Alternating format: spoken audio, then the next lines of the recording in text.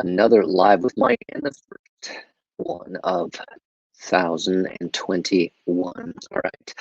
New year, new things. And hopefully this year, we keep you in touch with what's happening in the online world, with the web, with social media, and things that you can take to heart to improve what you're doing on your business website. All right. So today I want to kind of talk about something that's been in the news, something I'm paying attention to. I don't think it's probably gotten enough press as it should, and that is the hacking of multiple government websites, which was traced back to partner vendors and companies that support government entities, but also all the way back to entities such as Microsoft. All right.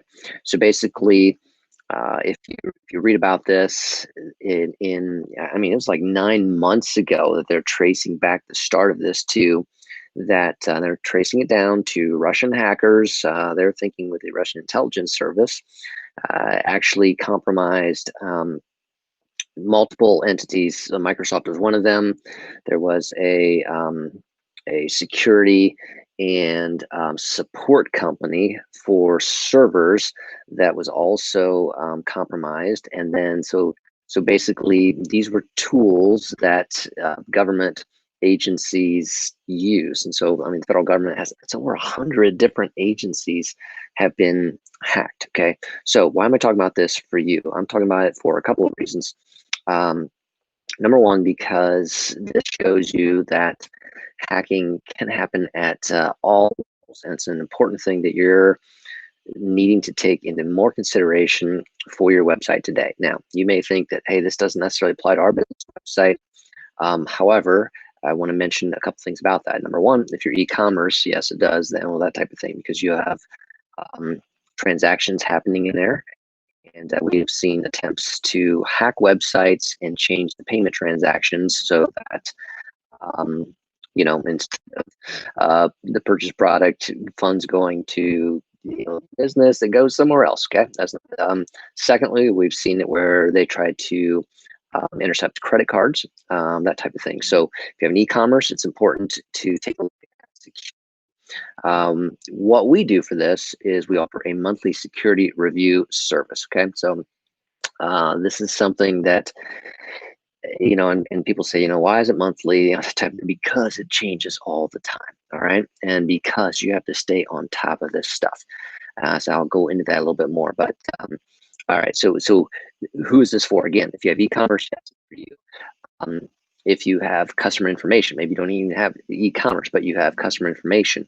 Okay, this is for you because this is private information. If it's stored there, that type of thing, if it's compromised, people can be at risk. That can put you at legal risk, all those types of things. Okay.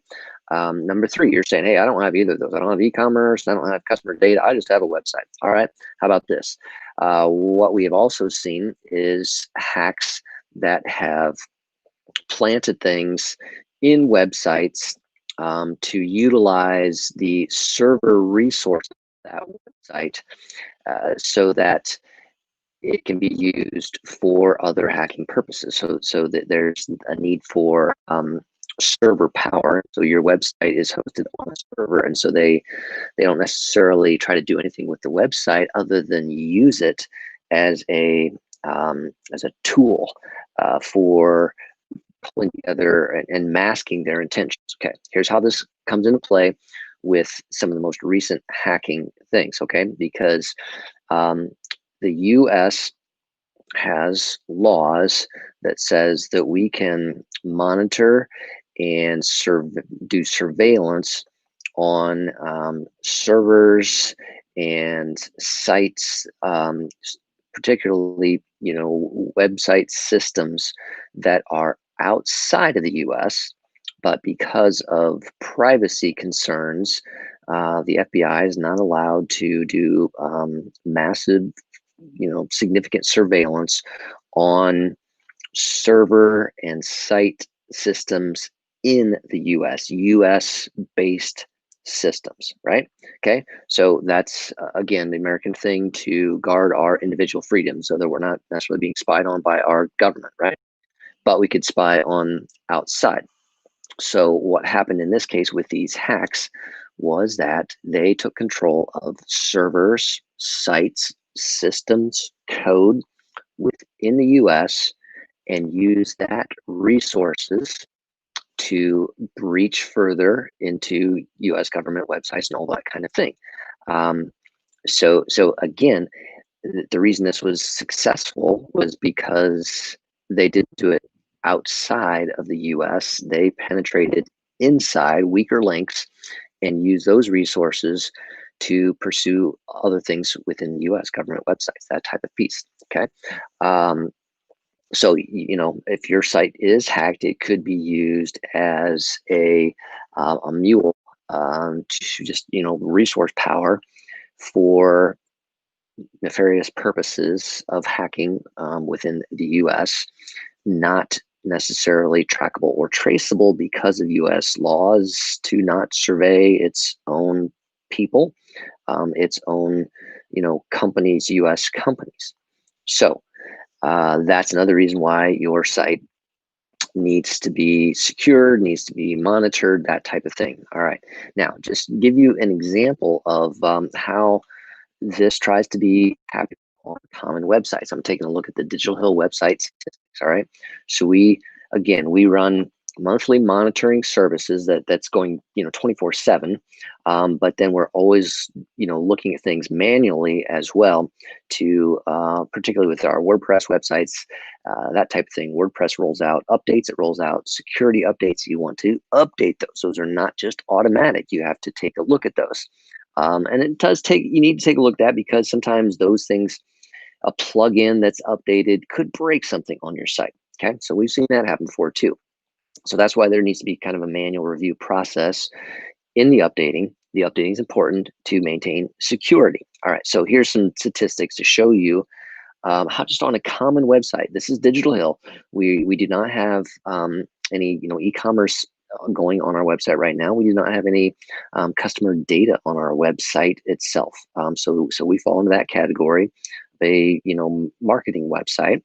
However, we had this is in a past week, okay, 7-day time period.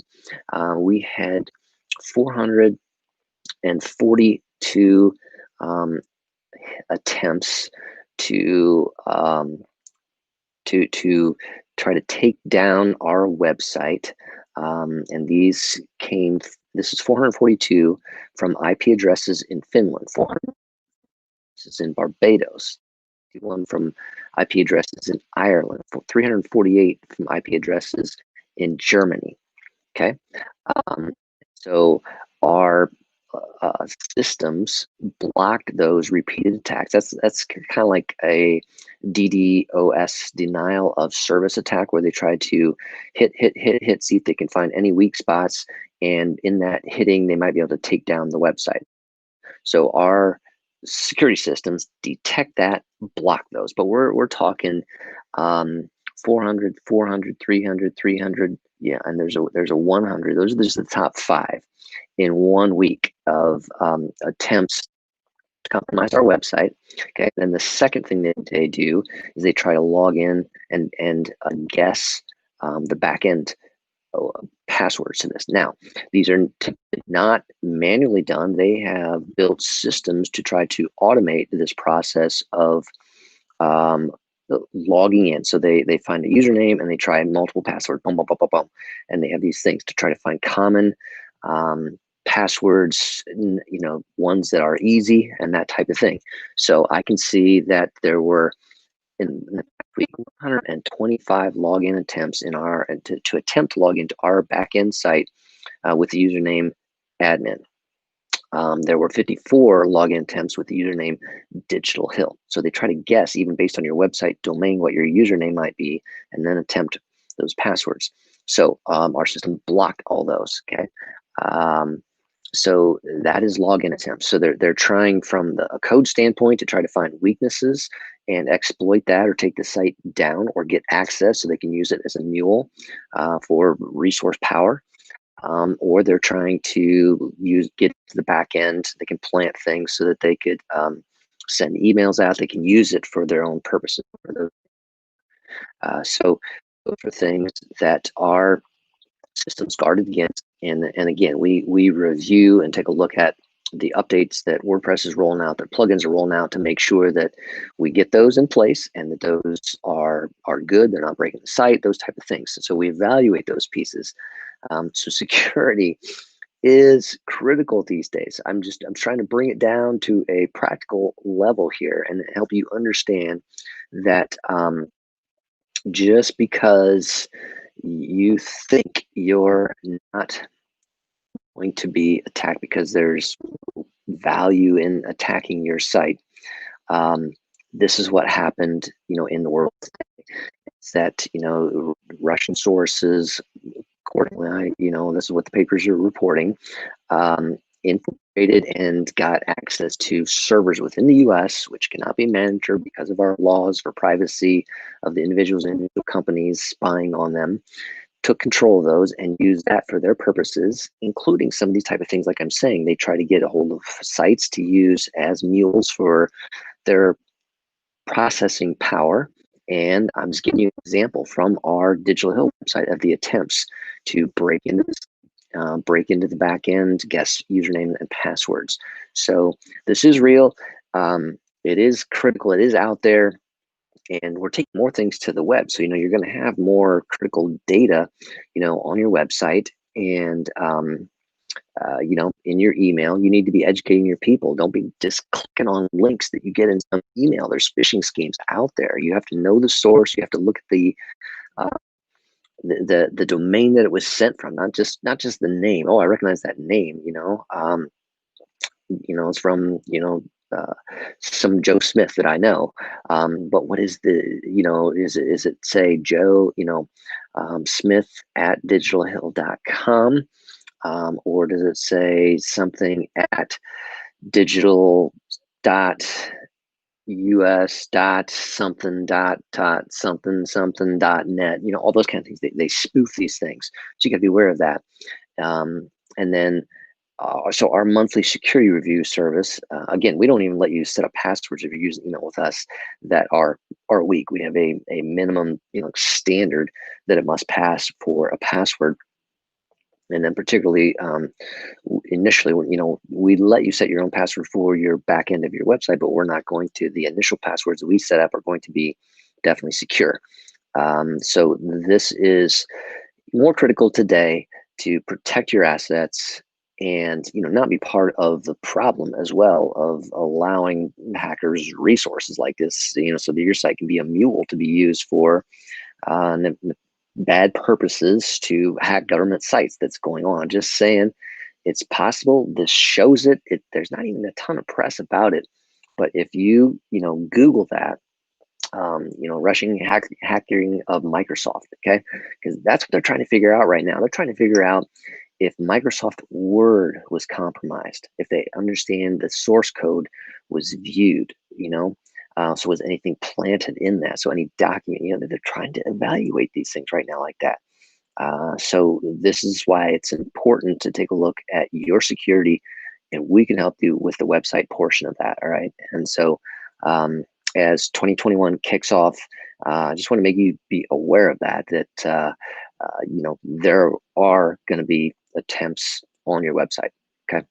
Hands down. I mean, it's just happening. We see this all the time. For those that we're doing the monthly security review service with, their stats are just like ours on Digital Hill, of the attempts to take the site down, the attempts to crack the username, backend passwords, all that. So be aware of those things. You can talk to our team about that. We got some other ideas for 2021 tools, services that are important for you today. Be glad to discuss those. Our team will be more than happy to talk to you about those. So this was Mike with the first Live with Mike 2021, talking about your website security and the importance of making sure you have a plan. All right. Take care, folks. We'll see you again next week.